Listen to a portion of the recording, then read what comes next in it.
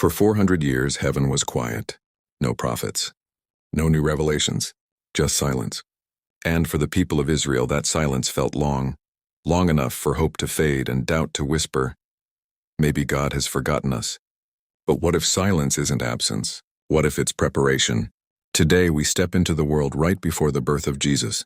The waiting, the longing, and the quiet that shaped the centuries before the greatest story ever told. The quiet space between testaments. The last words of the Old Testament came from the prophet Malachi. After that, nothing. Imagine living in a world where your ancestors heard God speak through Moses, Isaiah, and Jeremiah.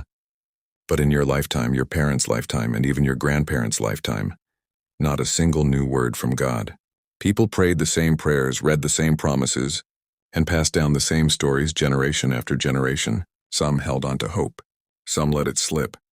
Most lived somewhere in between. It wasn't rebellion or punishment. It was waiting. Life in the silence. By the time the New Testament world formed, everything had changed. Empires had risen and fallen. Greek culture spread. Rome marched in with power and soldiers. People were tired, physically and spiritually. They were waiting for a Messiah, someone who could restore hope and identity. But the waiting felt endless. The silence felt louder every year, and people asked the same questions we still ask today. God, do you hear us? Do you see what we're going through? Why aren't you saying anything? Heaven stayed quiet, or so it seemed. God wasn't doing nothing. Silence doesn't mean nothing is happening. During those 400 years, God was preparing the world for one moment, one child, one night in Bethlehem. A unified language made communication possible across nations. Roman roads made travel easier than ever. Synagogues spread everywhere, keeping Scripture alive. Even people's longing and restlessness were being shaped for the coming Messiah. It was like the world was a stage being carefully set for Jesus. God wasn't late or inactive. He was preparing. Silence was set up. Individuals in the waiting silence wasn't just national, it was personal.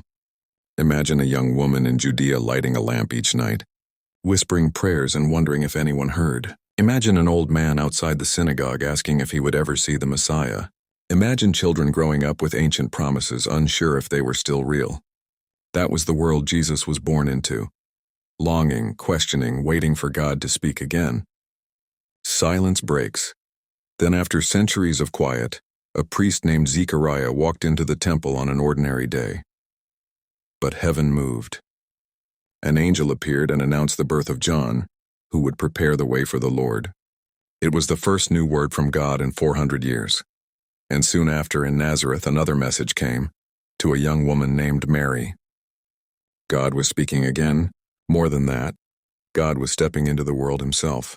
Silence was not the end. It was the build-up to the greatest beginning.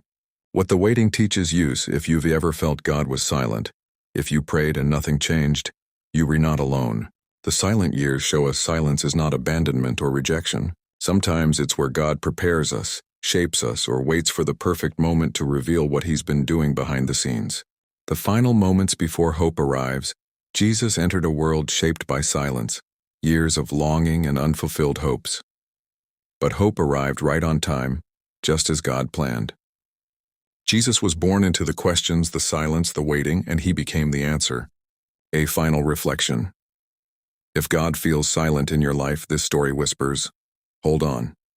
Hope is closer than you think. Silence is not the end. God is still working. The God who broke the silence before still speaks, still moves, and still arrives right on time.